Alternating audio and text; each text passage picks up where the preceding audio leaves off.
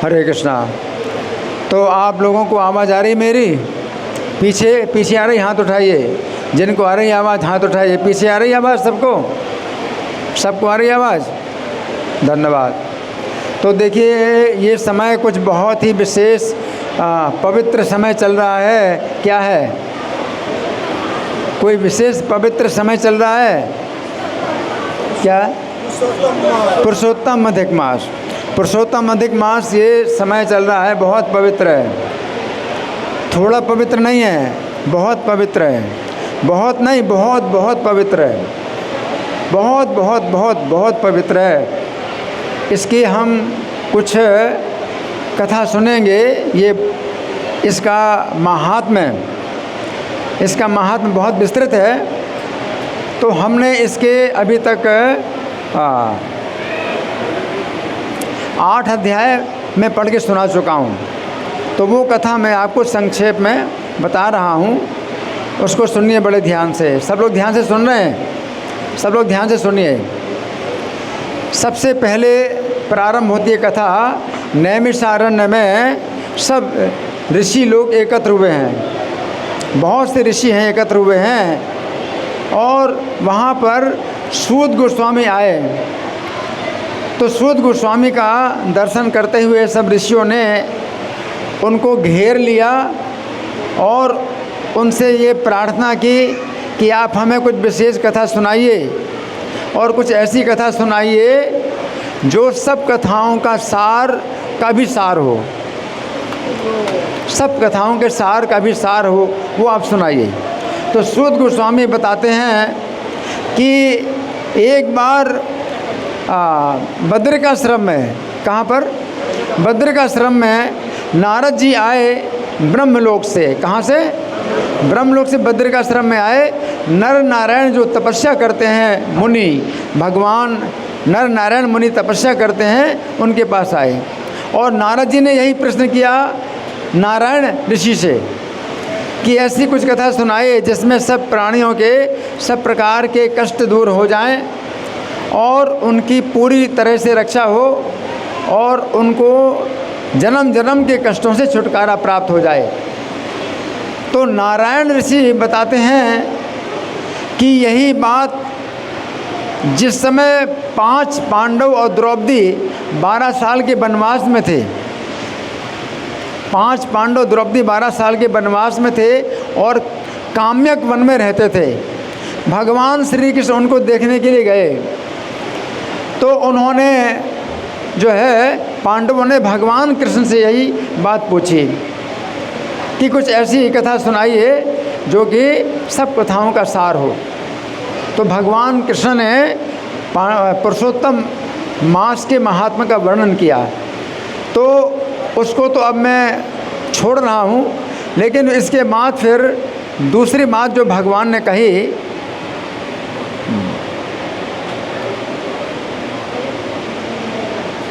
भगवान ने दूसरी बात ये कही कि द्रौपदी जो आपके सामने बैठी है, 5 पांडवों के साथ द्रौपदी जो बैठी है, इसके बारे में भगवान कहते हैं कि पूर्व जन्म में ये महर्षि मेधावी की बहुत सुंदरी पुत्री थी। कौन? द्रौपदी।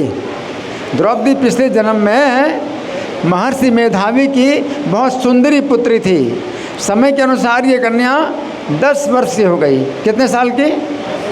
10 वर्ष की हो गई। माता का देहांत पहले से हो चुका था।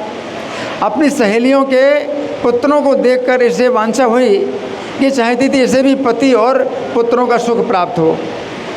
इधर मेधावी ऋषि अपने कन्या के योग्य वर खोजते फिरते थे, परंतु कन्या के योग्य वर नहीं मिल रहा था।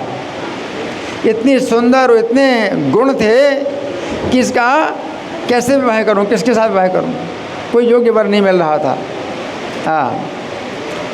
इसी बीच में ज्वर के कारण उनका देहांत हो गया और श्री कृष्ण का स्मरण करते हुए उन्हें गोलोक धाम की प्राप्ति हो गई। गोलोक धाम चले गए। कौन? मेधावी मुनि। मेधावी मुनि गोलोक धाम चले गए। तब कन्या बहुत विलाप करने लगी। अब इसका ना तो पिता है, ना पति है, ना पुत्र है। है, बहुत व्यथित रहने लगी। तो अब इसके बाद की जो कथा है वो मैं आपको पढ़ के सुना रहा हूँ, है ना। तो आप लोग बड़े ध्यान से सुनिए। तो ये कथा 3 स्थानों में हो रही है। एक तो नैमिषारण्य में सूत गोस्वामी सुना रहे हैं ऋषियों को, है ना।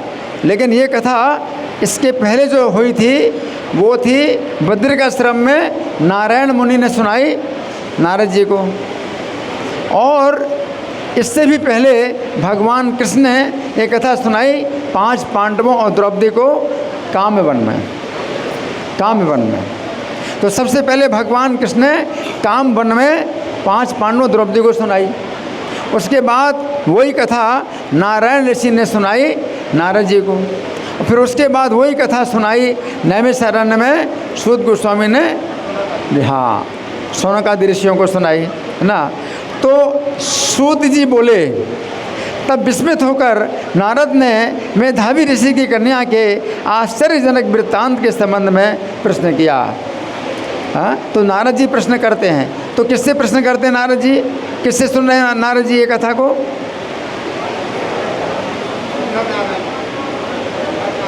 नारायण मुनि से। तो नारद जी ने प्रश्न किया, हे मुनिवर, उस तपोवन में मेधावी की कन्या ने तब क्या किया? अभी वो कैसी है? बिल्कुल अनाथ है, ना पति है, ना पिता है, ना पुत्र है, अनाथ है। तो नारद जी पूछते हैं, तपोवन में मेधावी की कन्या ने तब क्या किया और किस मुनिवर ने उसके साथ विवाह किया, ये कहिए। तो नारायण जी बत सुनाते हैं, अपने पिता के बारे में उसे रह रहकर याद आती रहती थी। पिता का कितना स्नेह था और पिता चले गए छोड़ करके, तो रह रहकर याद आती थी और बार बार शोक करते करते उस आश्रम में रहते उसे कई वर्ष बीत गए। ततस्तम विस्मयाविष्टं पप्रच्छे नारदो मुनि मेधावी द्विजवर्यस्य सुतावृत्तान्तमद्भुतं मुने मुनिसुता तत्र किं चकार तपोवने को वा मुनिवरस्तस्या पाणिग्रहं चीकरन् निवसन्त्यास्तं ततस्तस्या कियान् कालो विनिर्गतः स्मारं शपिर्तनं शोचन्त्याश्च मुहुर्मुहुः। उस सुनसान घर में अकेली रहते उसकी स्थिति वैसी थी जैसे अपने झुंड से बिछड़ी हुई हरिणी हो। उसकी आंखों से आंसू की झड़ी लगी रहती और उसका हृदय हमेशा झुलसता रहता था। शून्य सदमय संविष्टाम युतभृष्टाम मृगीमेव गलद्बाष्पोघ नयनाम दुलन हृदय पंकजाम। वो बेचारी सदा क्रंदन करती रहती है, जैसे पिटारी में सर्पणी बंद हो। जैसे क्या? पिटारी में सर्पणी बंद हो, उसी प्रकार अपने घर में बंदिनी का जीवन व्यतीत करती थी। अपने कष्ट के बारे में सदा सोचती रहती थी और समझती थी कि मेरे दुख का पार कहीं नहीं है, मेरा दुख का कोई पार नहीं है। विनिश्वास पराम दीनाम सन्नुद्धम मुरगीमेव चिंतयन्तीम पश्यन्तीम दुख पारम कृशोदरीम। ऐसी कन्या के पास भगवान से प्रेरित होकर के महर्षि दुर्वासा आए। कौन से दुर्वासा? कौन से महर्षि? दुर्वासा मुनि आए। उस वन में दुर्वासा मुनि आए, भगवान से प्रेरित होकर के अपनी इच्छा से वो आए, दुर्वासा मुनि आए। ताम ससाद भगवान भविष्य बलो नित बलनोदिता यदृच्छया वने तस्मिन् परमा कोपनो मुनि। और दुर्वासा मुनि का कितना प्रभाव पता है? बड़े क्रोधी हैं। उनके दृष्टि मात्र से इंद्र भी थर थर काँपते हैं। ऐसे जटाजूट धारण किए शिवजी के समान दुर्वासा मुनि आए।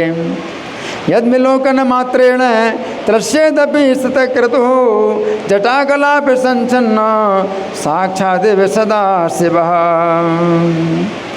तो श्री कृष्ण जी कहते हैं कि हे युधिष्ठिर, जिनको बाल्यकाल में आपकी माता कुंती ने संतुष्ट किया था, दुर्वासा मुनि वही हैं जिनको आपकी माता कुंती ने संतुष्ट किया था बचपन में।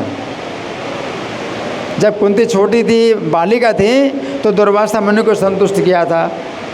बचपन में जब कुंती थी तो वो दुर्वासा मुनि वही हैं जिनको तुम्हारी माता ने संतुष्ट किया था और बहुत सम्मानित किया था, और उन्होंने माता कुंती को देवताओं को बुलाने वाली विद्या प्रदान की थी। किसी देवता को बुला लो, दुर्वासा मुनि ने ऐसी विद्या दी थी कुंती को, जिस देवता को चाहो अपने पास बुला लो, ऐसी विद्या दी थी, है ना।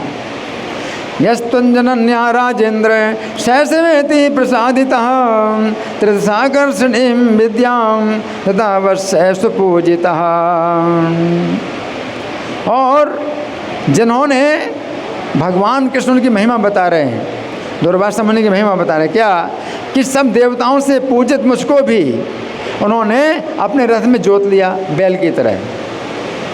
दुर्वासा मुनि की महिमा ऐसी है, भगवान कहते हैं कि रुक्मिणी को और मुझको 2 बैल बना दिया और रथ में जोत लिया।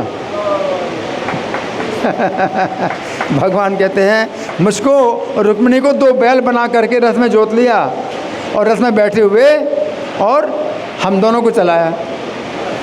ऐसे दुर्वासा मुनि है। और जब रुक्मिणी जो है रथ को खींच रही थी तो चलते चलते उनके जो है तालू ओट जो है सूख गए। प्यास के कारण रुक्मिणी को बड़ी प्यास लगी तो तालू ओट सूख गए। भाभ्याम चालितो मार्गे रथे दुर्वास सन्मिते अत्युग्रया त्रिसासुष्यन् ताल्योष्ठ पुटयानया। तो उस समय पानी पीने की इच्छा से रुक्मिणी ने मुझे इशारा किया, तब कंधे पर रथ का जुआ रखे हुए चलते चलते ही पैर के अगले भाग से मैंने धरती को दबाया पानी के लिए। मैंने, भगवान कृष्ण कहते हैं, मैंने धरती को दबाया रुक्मिणी को प्यास बुझाने के लिए। तो पैर से धरती को दबाया मैंने। अब दोनों रथ में लगे हैं और रुक्मिणी को प्यास लगी तो चलते चलते ही भगवान ने अपना पैर जमीन में दबाया कि रुक्मिणी की प्यास बुझाए, है ना। सूचितो हम जलार्थिन्या स्कंदस्थे युगया पुरा गच्छन्ने पदाग्रेण संपीडे वसुधा तलम। अपनी प्रिया के प्रेम के कारण मैंने भोगवती नदी को उत्पन्न किया।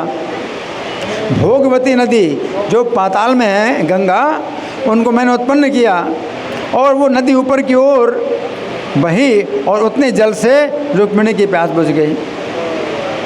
मैंने भोगवती नदी को उत्पन्न किया। आनीतिवान भोगवती प्रिया प्रेम परिप्लुतः सैवोर्ध्वगामिनी भूत्वा तावन मात्रेण वारिणा। तो हे युधिष्ठिर, मैंने रुक्मिणी की प्यास को बुझाया, ये देखकर अग्नि की भांति दुर्वासा मुनि क्रोध में आ गए, गुस्से में आ गए। हाँ, उनकी ऐसी महिमा है कि वो गुस्सा करते हैं और गुस्सा उनका इतना जो है महिमा है कि उन्होंने गुस्सा किया, है ना। प्रलयाग्निरोतुष्ठन् निवारयन् महाराज रुक्मिणी त्रिशमूलबलां तदृष्ट्वा तत्क्षणोद्भूत क्रोधेन प्रज्वलन्निव। और कुपित हुए मुनि ने शाप दिया। मुनि ने शाप दिया, हे कृष्ण, बड़ा आश्चर्य है, रुक्मिणी तुम्हें सदा प्यारी है। दुर्वासा मुनि बोले, बड़ा आश्चर्य है, रुक्मिणी तुम्हें सदा प्यारी है। प्रलयाग्निरिवोत्तिष्ठन् शशापे कोपनो मुनिः अहो श्री कृष्ण तेत्यंतम वल्लभा रुक्मिणी सदा। जैसे तुमने मेरा निरादर किया, रुक्मिणी से प्रेम करने के कारण तुमने मेरा निरादर करके प्रिया के प्रेम से आकृष्ट होकर के अपना महत्व दिखाने के लिए पानी पिलाया। दुर्वासा कहते हैं तुमने अपना महत्व बढ़ाया और मेरा निरादर किया है और रुक्मिणी की प्यास बुझाई। यद भवान माम अवज्ञाय प्रिया प्रेम परिप्लुतः पायामास पानीयम माहात्म्यम दर्शयन् सुखम। इसलिए आप दोनों का वियोग हो जाएगा। कृष्ण का और रुक्मिणी का वियोग का उन्होंने शाप दे दिया कि वियोग हो जाएगा। ऐसा जिन्होंने शाप दिया था वही मुनिराज दुर्वासा हैं। तो भगवान दुर्वासा मुनि की महिमा बता रहे हैं कि मुझको तक शाप दे दिया और रुक्मिणी से दूर हो जाओ, ऐसा शाप दे दिया। तो ऐसे दुर्वासा मुनि हैं, उनकी ऐसी महिमा है, भगवान कृष्ण बता रहे हैं।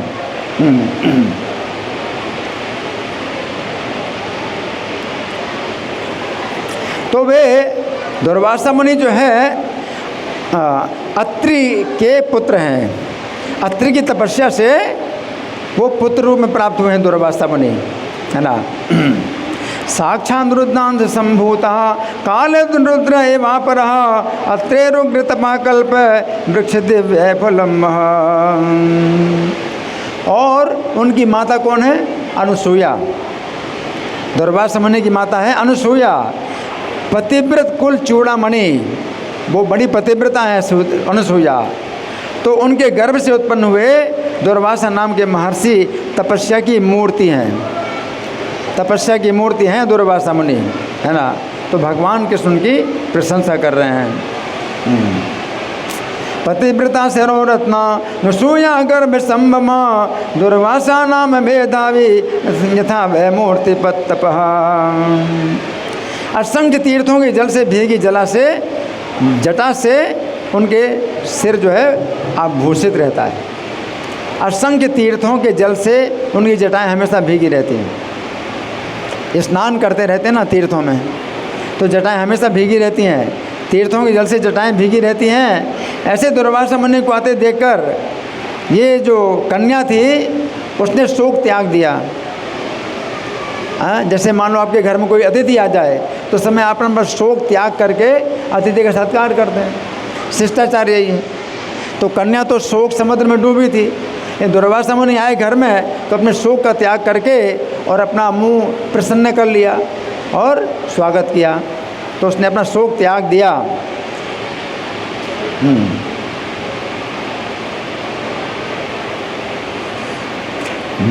नैक तीर्थ जल कृन्न जटामूर्षित सच्छिरा तमालोके समायांतम कुमारी शोक सागरा। और धैर्यपूर्वक मुनि के चरणों की वंदना की। प्रणाम करने के बाद जैसे वाल्मीकि महर्षि को सीता जी अपने आश्रम में लाएं, वैसे दुर्वासा मुनि को अपने आश्रम में ले आई। ये कन्या मेधावी की कन्या दुर्वासा मुनि को अपने आश्रम में ले आई। उन्मज्जोत्थाय धैर्येण ववंदे चरणों मुने नत्वा स्वाश्रम मानीय जानकी वाल्मीकिं तयथा। और विविध उपचार से, फूलों से और फलों से स्वागत किया, आदर के साथ उनकी पूजा की और विनय पूर्वक मुनि कन्या दुर्वासा से बोले, है ना।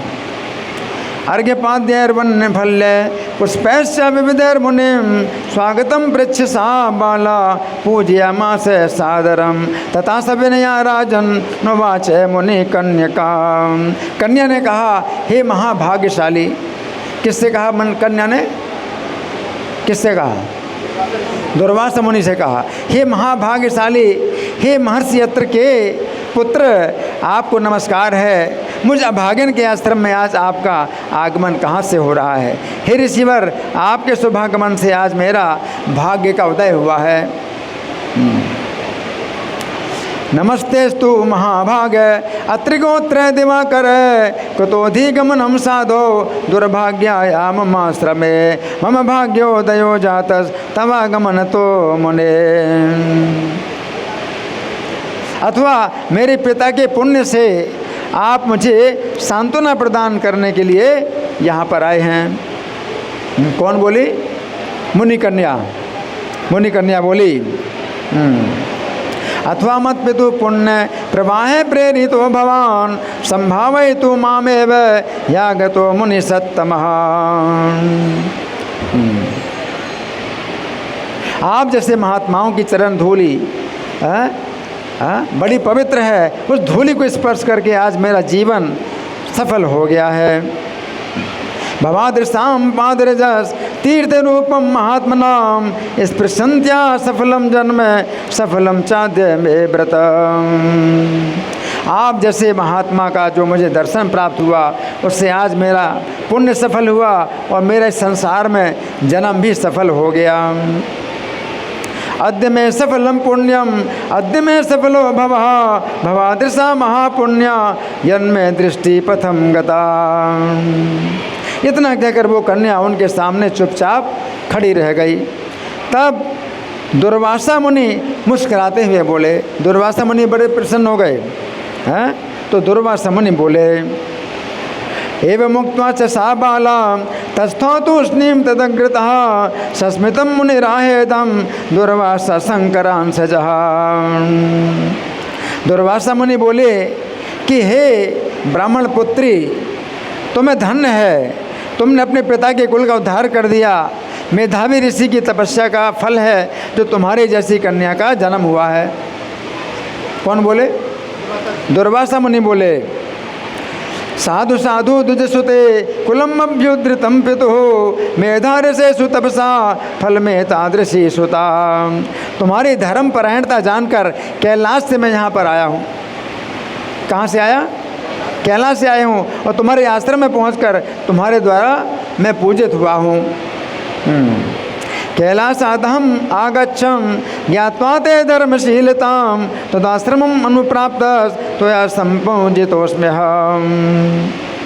हाँ, और हे सुंदरी, अब नारायण देव का दर्शन करने के लिए बदरिकाश्रम को तुरंत जा रहा हूँ। कहाँ जा रहा हूँ? बदरिकाश्रम। नारायण देव का दर्शन करने के लिए बदरिकाश्रम को तुरंत जा रहा हूँ। वे वहाँ लोक कल्याण की कामना से अत्यंत भीषण तपस्या कर रहे हैं। दुर्वासा मुनि तपस्या कर रहे हैं। हाँ, गमिष्यामि वरारोहे शीघ्र बदरिकाश्रमं द्रष्टुम नारायणं देवं सनातन मुनीश्वरम तपस्यरंतम एकाग्रम अत्युग्रम लोक हेतवे। तो कन्या ने कहा, हे ऋषि, आपका दर्शन होते ही मेरे शोक का सागर तो सूख गया है। कन्या बोली, आपके दर्शन से मेरा शोक का सागर सूख गया है। ऋषि तो दर्शना देव शुष्को में शोक सागर। अब इसके बाद आपने कहा कि मेरा भविष्य उज्ज्वल है, ऐसी आपने सांत्वना प्रदान की, परंतु हे मुनिराज, मेरे हृदय में जो भीषण अग्नि जल रही है, शोक की अग्नि मेरे हृदय में जल रही है। अतः परम शुभम भावी यस्मात् संभाविता त्वया समुद्भूत बृहज्ज्वाला दावहव्य भुजम मुने। उससे कि आप नहीं जानते, हे दया निधान, हे कल्याण करने वाले, उस दुख की अग्नि को बुझाने का कोई उपाय बताइए। मैंने बहुत अच्छी तरह सोच विचार कर देख लिया कि भविष्य में मुझे कहीं से भी हर्ष नहीं मिलने वाला है। वो कन्या बोली, क्या बोली? भविष्य में कहीं से भी हर्ष नहीं मिलने वाला है। किम नवेत्सि दया सिंधु तन्निर्वापय शंकर हर्ष हेतु न मे कश्चिन दृश्यते सुविचारितः।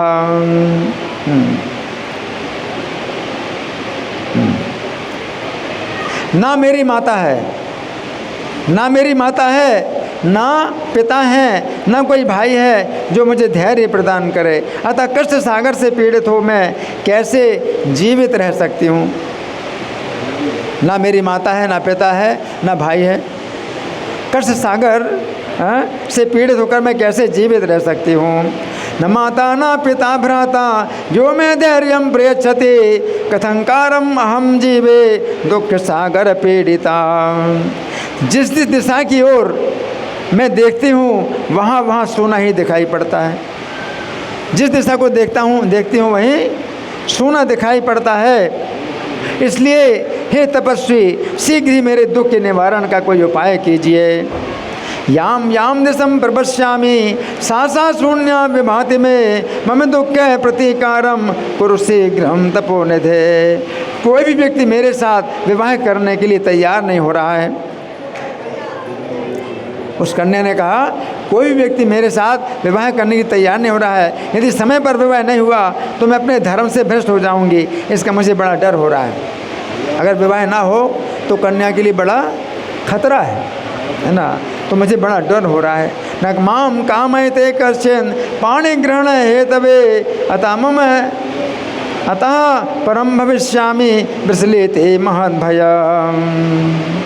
इसी कारण से ना तो रात में नींद आती है, ना खाने पीने की इच्छा होती है। हे ब्रह्मर्षि, मैं मर जाऊं, बस यही बात रह रहकर मन में आ रही है, और यह मेरा निश्चय भी है। क्या? कि मैं मर जाऊं। क्या करूं?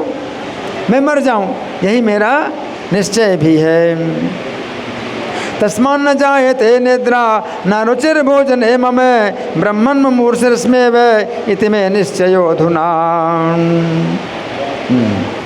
ये कहकर आंसू गिराती हुई वो कन्या दुर्वासा मुनि के सामने चुपचाप खड़ी रह गई। तब दुर्वासा मुनि ने उस कन्या के कष्ट को दूर करने के लिए उपाय सोचा। सुने आप लोग, दुर्वासा मुनि ने उस कन्या के कष्ट को दूर करने के लिए उपाय सोचा। इत्युक्त्वाश्रुमुखी बाला विरराम तदंकृतः दुर्वासास्तदुपार्याथ विचारम् अकरोत् तदा। इतनी कथा कहने के बाद महर्षि नारायण बोले, इस प्रकार ऋषि कन्या की बात सुनकर उसका अभिप्राय समझकर दुर्वासा मुनि उस कन्या का कल्याण विचार कर अतिशय दया दृष्टि से उसकी ओर देख करके कुछ उपाय बतलाते हैं। उन्होंने उसे कुछ उपाय बतलाया। यदि मुनितनया वचो निशम्य बहुलितमा मुनिराट विचार छंद अतिशय कृपया विलोक्य बालाम किमपि हितम निजगाद सारभूत। तो ये एक अध्याय जो मैंने पढ़ के सुनाया है, अब इसके आगे की जो कथा है वो मैं आपको संक्षेप में सुना रहा हूँ, आप लोग बड़े ध्यान से सुने।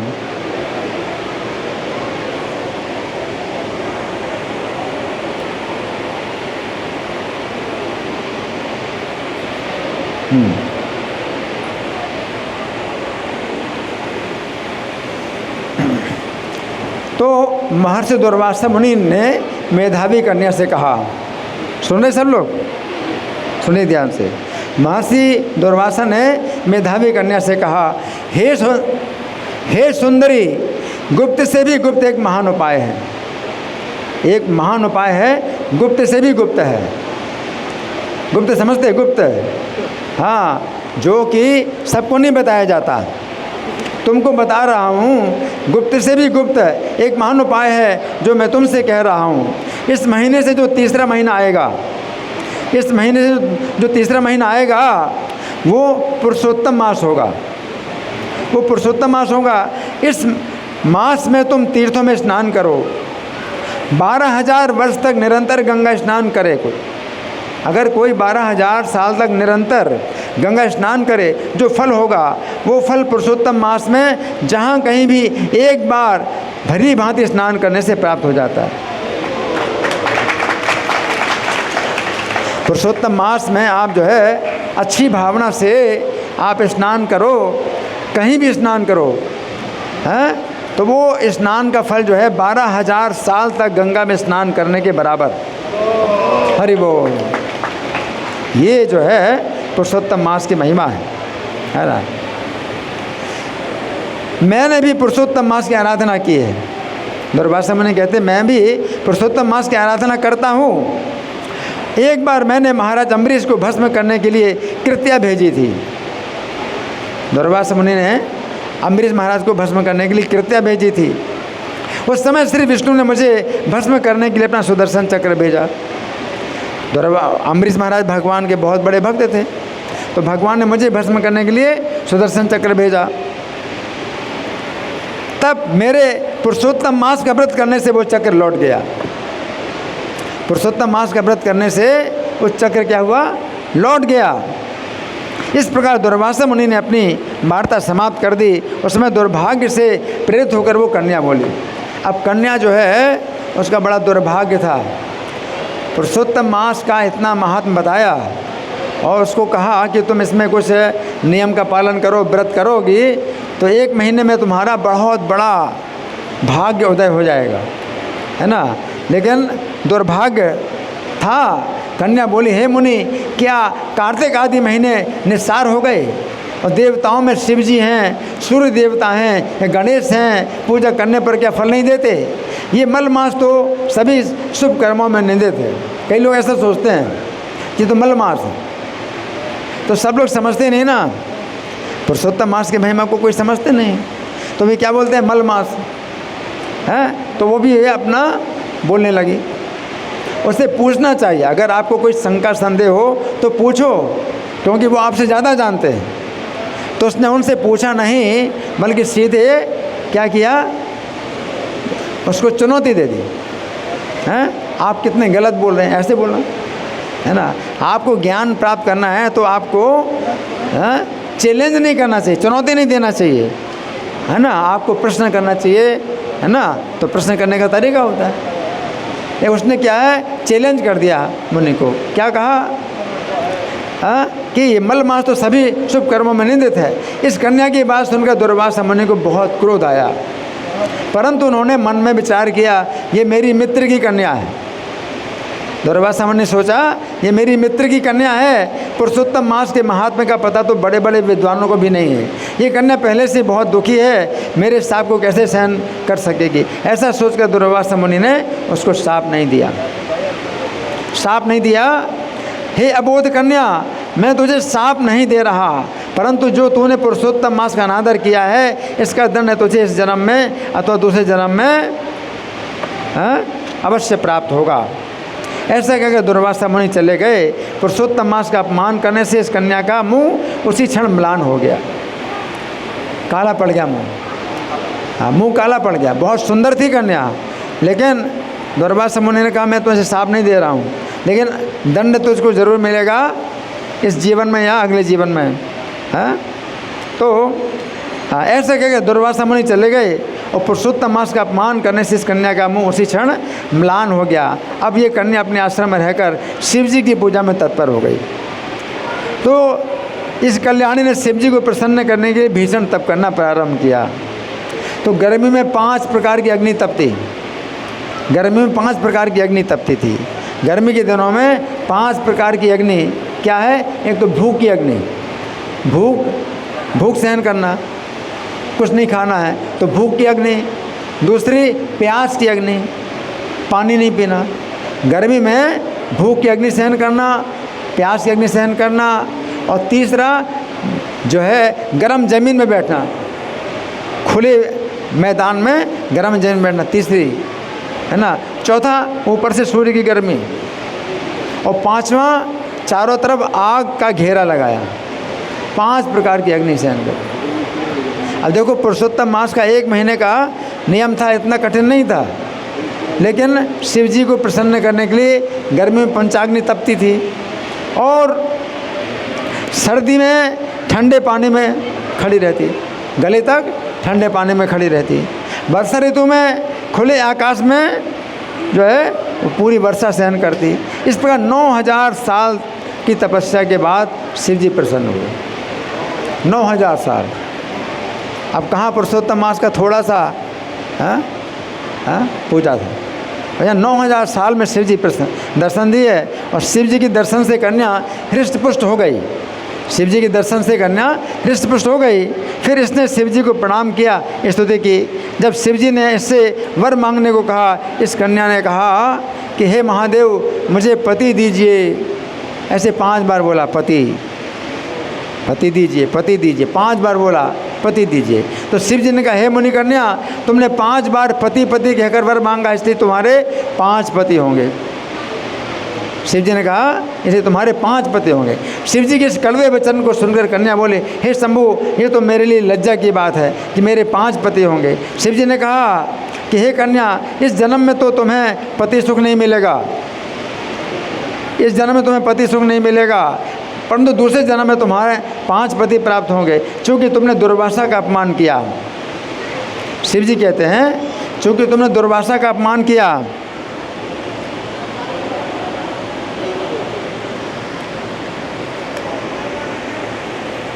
और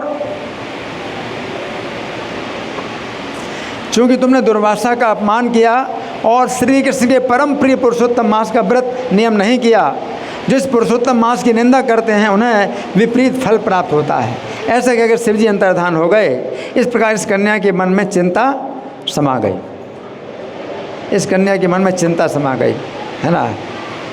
तो कहने का मतलब ये है कि फिर इसमें मैं आगे की कथा नहीं पढ़ रहा हूँ, लेकिन ये बता रहा हूँ कि भगवान कृष्ण कहते हैं कि द्रौपदी ने जो पिछले जन्म में पुरुषोत्तम मास की निंदा की थी, तो उसका ही परिणाम था कि दुशासन ने उसका जो है अपमान किया, उसके बाल पकड़ करके उसको सभा के बीच में लाया, उसको बहुत कड़वे वचन सुनाए, हैं ना।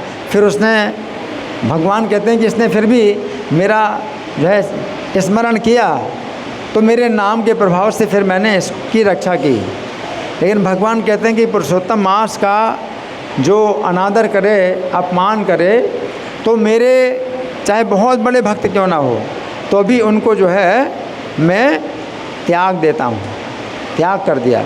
तो भगवान कहते हैं द्रौपदी मेरी बहुत प्रिय भक्त थी, बहुत प्रिय भक्त थी, लेकिन तो भी मैंने उसका त्याग किया, उसको ये भोगना पड़ा, ये दंड भोगना पड़ा, है ना। तो भगवान फिर ये कहते हैं 5 पांडवों को कि अब जो है ये पुरुषोत्तम मास जो आने वाला है, इसमें आप लोग जो है व्रत नियम करो, और फिर जो है आपको शत्रुओं के ऊपर विजय प्राप्त होगी, और जीवन में फिर किसी प्रकार की भी बाधा और संकट और विपत्तियां नहीं आएंगी। तो भगवान जो है पुरुषोत्तम मास का इतना महात्म्य बतलाते हैं। तो ये जो पुरुषोत्तम मास है, तो बहुत लोग तो इसको नहीं जानते हैं, लेकिन कोई अगर जानता है तो बहुत सौभाग्य की बात है कि आपने ये जाना। इस महीने में, इस महीने में आप लोग जितना भी कर सकते हो कुछ नियमों का पालन, जो माला पर जप नहीं करते हैं तो माला पर जप करो, हरे कृष्ण मंत्र का जाप करो, और जो जाप करते हैं तो अपराधों से बच कर के जाप करो, 10 नाम अपराध हैं उनको बोला करो, ठीक है। और मंगल आरती का जो है, जो नियम अगर करना चाहो तो मंगल आरती का नियम कर सकते हो। यहाँ मंदिर में नहीं आ सकते तो अपने घर में ऑनलाइन मंगल आरती कर सकते हो। तो मंगल आरती का जो है एक नियम है। पुरुषोत्तम मास का एक नियम है दीपदान का, तो दीपदान अपने घर में भी कर सकते हो या यहाँ आके दीपदान कर सकते हो। और भगवद गीता के 15वें अध्याय का पाठ यहाँ पर होता है, पुरुषोत्तम के महीने में 15वें अध्याय का पाठ होता है, तो 15वें अध्याय का पाठ कर सकते हो, हैं। अगर नहीं कर सकते तो मेरी आवाज़ में सुन सकते हो, क्योंकि वो मैं डेली पाठ करता हूँ, तो उसको आप डाउनलोड कर सकते हो मेरी आवाज़ में और रिकॉर्डिंग सुन सकते हो 15वें अध्याय का। तो इस तरह से आप लोग जो है पुरुषोत्तम मास का आप लोग कुछ आदर करो, इस भावना से आदर करो। आज 8वां दिन है पुरुषोत्तम मास का, आज 8वां दिन है, ठीक है ना। तो ये जो है 17 मई से शुरू हुआ, 17 मई से शुरू हुआ और 15 जून तक चलेगा पुरुषोत्तम मास, है। 17 मई से शुरू हुआ है, 17 मई से शुरू हुआ और 15 जून तक चलेगा, ठीक है ना। तो इसी भावना से आप लोग जो है पुरुषोत्तम मास के में जो है के संबंध में आप कुछ नियमों का पालन कर सकते हैं। अब आप लोगों की ओर से कोई प्रश्न है, कोई चर्चा है, या मैं प्रश्न करूं? मैं प्रश्न करूं? आपका प्रश्न? हाँ, माइक है, हैंड माइक, हैंड माइक दीजिए इनको।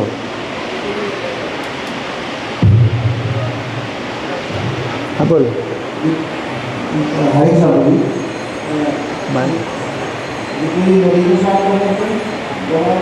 है?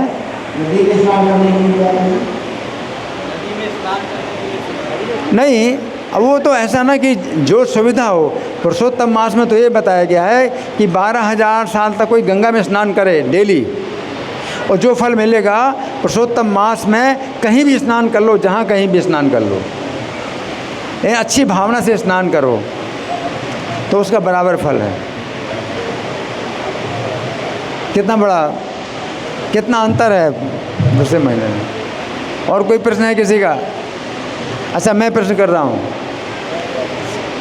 रहा हूँ। दुर्वासा मुनि ने बताया कि मैं पुरुषोत्तम मास का व्रत करता हूँ, तो भगवान ने मेरे ऊपर चक्र छोड़ा तो वो चक्र लौट गया। लेकिन इसकी कथा तो श्रीमद् भागवत में कुछ दूसरी प्रकार से आती है कि चक्र उनके पीछे पीछे पड़ा रहा और चक्र की ताप से वो बहुत जो है कष्ट पा रहे थे। और भगवान विष्णु ने फिर कहा कि अम्बरीश महाराज से क्षमा मांगो, तो अम्बरीश महाराज क्षमा मांगी, तब चक्र लौटा, है ना।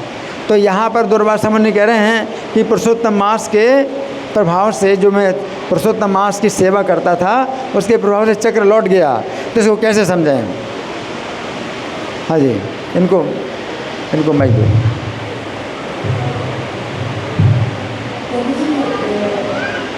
महाराज के पास वो गए थे दुर्वासा मुनि, पर अम्बरीश महाराज ने फिर प्रश्न पूछा कि आपका चक्र तो एक बार निकलता है तो सामने वाले उनका आत्मा हो ही जाता है। तो फिर भगवान ने रिप्लाई किया कि उसने गलती से हमारे पुरुषोत्तम मास का पालन किया था, इसलिए उसको चक्र के द्वारा कुछ भी हानि नहीं पहुंची। अच्छा, ये बात आपने कहाँ सुनी है, कहाँ पढ़ी है? लेक्चर में सुना। हाँ, तो इसमें यही है, ठीक कह रहे। तो चक्र जो है दुर्वासा मुनि को जो है वो काट नहीं रहा था, उनका गला नहीं काटा, लेकिन पीछे पड़ा रहा, है ना। तो इसमें मतलब ये है कि दुर्वासा मुनि का फिर भी जो है बहुत लिहाज किया। तो वो चूँकि पुरुषोत्तम मास का व्रत करते थे, इस चक्र ने उनका कुछ अनिष्ट नहीं किया, लेकिन उनको तपा रहा था। उस ताप से पीड़ित होकर के भागते रहे, लेकिन चक्र फिर भी लेकिन लौटा तब जब अम्बरीश महाराज ने जो है दुर्वासा मुनि के लिए प्रार्थना की कि जो है चक्र लौट जाए, दुर्वासा मुनि कष्ट से मुक्त हो जाए। तो यहाँ पर ये समझने वाली बात है ना। तो पुरुषोत्तम मास का जो महात्म्य है, ये बड़े बड़े विद्वान भी इस बात को नहीं समझ पाते। लोग सोचते हैं कि मल मास है। ये कथा तो पहले आ चुकी है, जो मैंने आपको सुनाई नहीं है कि पुरुषोत्तम मास जब शुरू में जब आया था, सृष्टि के प्रारंभ में जब आया था, तो सबने इसका अनादर किया कि इसका कोई देवता नहीं है और ये जो है मतलब बिल्कुल बेकार है, अशुभ है, संक्रांति से वर्जित है। तो वो मलमास जो है वैकुंठ में जा कर के भगवान विष्णु के सामने उसने बड़ी तीव्रता से स्तुति की। और फिर भगवान विष्णु उसको लेकर के गोलोक धाम गए, भगवान कृष्ण के पास ले गए और भगवान विष्णु ने उसका कष्ट भगवान कृष्ण को बताया। तब भगवान कृष्ण ने कहा कि मैं इसका स्वामी बन जाता हूँ और इसको नाम देता हूँ पुरुषोत्तम, अपना नाम ही पुरुषोत्तम मास देता हूँ। तो भगवान कृष्ण ने इसका जो है फिर इतना सम्मान बढ़ा दिया कि सब महीनों से ज़्यादा श्रेष्ठ है। और पुरुषोत्तम मास का जो है महात्म्य इतना है कि ब्रह्मा जी ने अपनी तराजू में एक पलड़े पर पुरुषोत्तम मास रखा और दूसरी पलड़े में सब प्रकार के साधन रखे। वेदों में बताए गए जितने साधन हैं सब रखे, तो भी वो पुरुषोत्तम मास का पलड़ा ही भारी रहा। ऐसी तराजू ब्रह्मा जी के पास है, हमारे पास तो नहीं है, किसी के पास नहीं है, ब्रह्मा जी के पास एक तराजू में पुरुषोत्तम मास का नियम रखा, पुरुषोत्तम मास का नियम, और दूसरे पलड़े में सब साधन रखे, तो पुरुषोत्तम मास का पलड़ा ही भारी रहा, है ना। तो अब कलयुग में इतना हम लोग नहीं कर सकते जितना नियम बताए गए पुरुषोत्तम मास के, लेकिन फिर भी हम जो है इसका आदर करें और इसके महात्म्य को सुने। जो मेरा एक चैनल है, मेरे नाम से एक चैनल है, तो उसमें अगर आप जाएंगे प्ले लिस्ट में तो पुरुषोत्तम मास का एक बॉक्स है, उसमें 50 से ज़्यादा मेरे लेक्चर हैं, तो आप डेली सुन सकते हो पुरुषोत्तम मास का महात्म्य। तो ये भी जो है आपके लिए बड़ी रक्षा करने वाली बात है। ठीक है, तो अब प्रद्युम्न प्रिय आपको कुछ बोलना है? प्रद्युम्न प्रिय कुछ बोलेंगे आपसे, आपका प्रश्न है? माइक दे दो, आप प्रश्न करो। हरे कृष्ण प्रभु जी, बहुत अच्छा प्रश्न।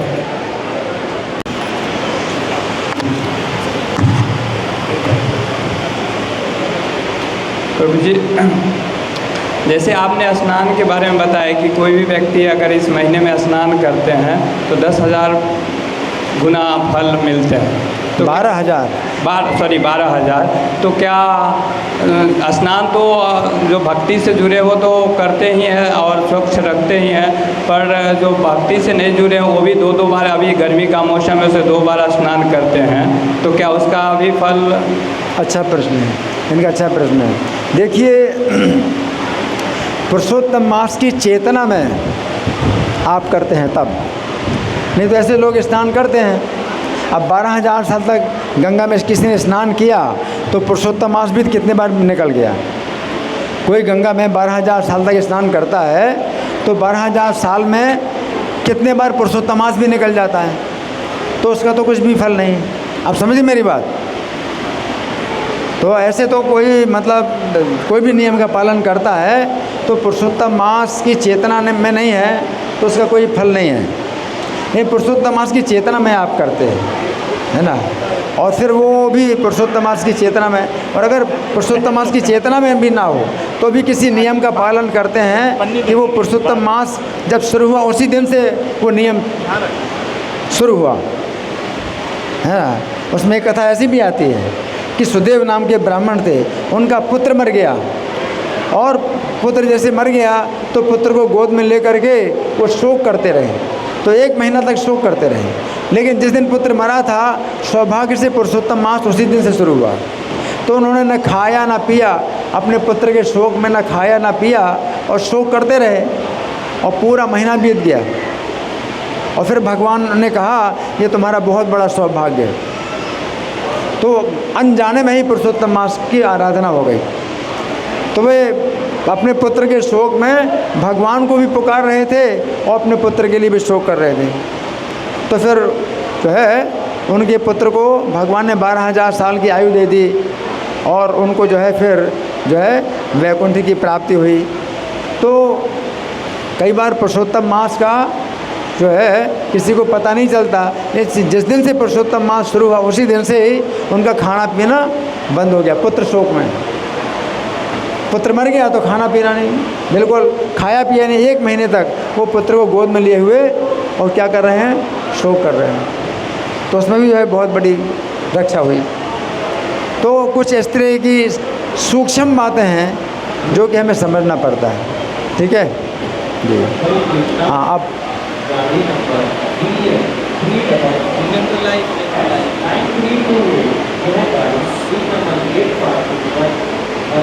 हरे कृष्ण, हरे कृष्ण।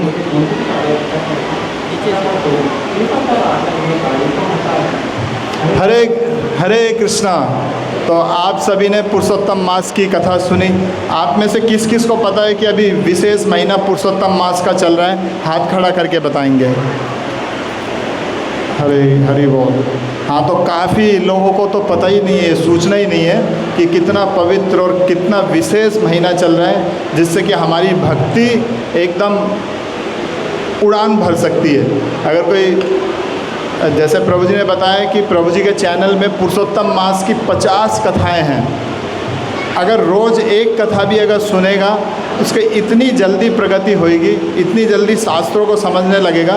प्रभु जी ने बताया कि ब्रह्मा जी ने एक बार जो है, उनके पास एक ऐसा तराजू है जिसमें एक पलड़े में उन्होंने सब कुछ साधन रखे, तपस्या, योग, ध्यान, अनेक प्रकार के जो क्रियाकलाप होते हैं आध्यात्मिक, एक पलड़े में उन्होंने वो रखा और दूसरे पलड़े में रखा पुरुषोत्तम मास का महात्म्य। किस किस ने सुनी थी ये बात? प्रभु जी ने बताया। अगर ध्यान से सुनिए, कभी अगर ध्यान से सुनेंगे तो ऐसी विशेष बातें मिलेंगी आपको। तो एक तरफ पुरुषोत्तम मास का महात्म्य रखा था, तो पलड़ा भारी हुआ ये। मतलब इसकी कथा सुनने से भी कितनी कृपा प्राप्त हो सकती है, हमें अंदाज़ा भी नहीं है इसका, कि भगवान ने खुद ही इसको जो है पुरुषोत्तम नाम दिया है इस अधिक मास को, जिसको लोग यहाँ तक कि बड़े बड़े विद्वान और जो पंडित हैं वो लोग भी इसके बारे में उल्टा सोचते हैं। वैष्णवों की दृष्टि में सबसे ऊंचा ये माना गया है, ये जो कार्तिक से भी ऊपर है पुरुषोत्तम मास। तो अभी पुरुषोत्तम मास चल रहे हैं और आम के फेस्टिवल का, मैंगो फेस्टिवल का दर्शन भी हो रहा है। और अगर इसका आप में से जो भी लाभ उठाना चाहते हैं विशेष, तो पुरुषोत्तम मास में 15वें अध्याय का पाठ करना। हमारे मंदिर में तो रोज़ सुबह 15वें अध्याय का पाठ होता है, प्रभु जी करते हैं। अगर कोई भी 15वें अध्याय का पाठ करता है तो विशेष है। और ये जो है प्रभु जी की पुस्तकें हैं, जो 40 पुस्तकें लिखी है प्रभु जी, उसमें से पुरुषोत्तम योग है। क्या नाम है इसका? पुरुषोत्तम योग। तो इसको भी आप पढ़ सकते हैं। अगर 15-20 मिनट भी रोज़ पढ़ेंगे तो अभी लगभग 22-23 दिन बचे हैं इस महीने के, तो आपकी पूरी हो जाएगी। अगर पूरी नहीं भी पढ़ पाएंगे तो आराम से भी पढ़ सकते हैं। अगर आप के पास बोलते हैं हमारे पास टाइम नहीं है, क्योंकि मोबाइल में पूरा टाइम लग जाता है, तो आप अगर इसको किसी को देंगे भी तो भी इसका लाभ प्राप्त कर सकते हैं। तो भगवान की प्रसन्नता के लिए कौन कौन इस किताब को लेगा, हाथ खड़ा करके बताएंगे। प्रभु जी के हाथ से यहाँ से आके ले सकते हैं या वहीं पे भेज देंगे। हाथ खड़ा करेंगे। 100 रुपये की है सिर्फ, ठीक है, 100 रुपीज़। कौन लेना चाहेगा? 1 2 किताब और कोई 3 मत दे दो।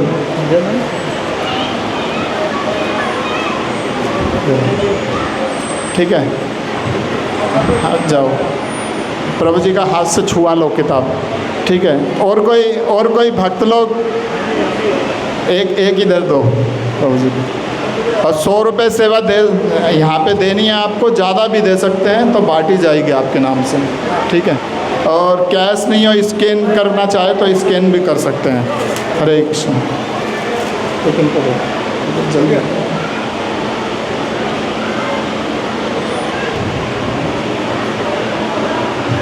ले लीजिए बहुत अच्छी बुक है। और हाँ, ये विशेष है कि इन प्रभु जी के द्वारा जो पुस्तकें लिखी गई हैं इनकी बहुत प्रशंसा है। इतनी सरल भाषा में समझाई गई है कि आप आसानी से समझ सकते हैं। कथा रूप में इसकी व्याख्या है, कथा रूप में। हाँ प्लीज़।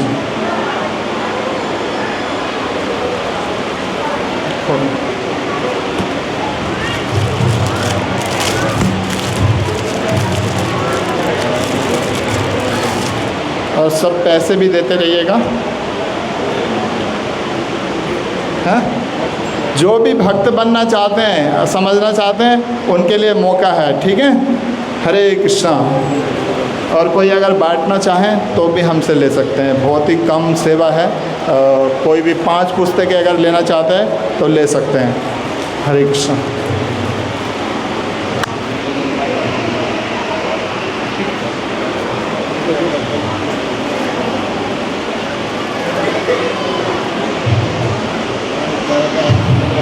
हम करते हैं।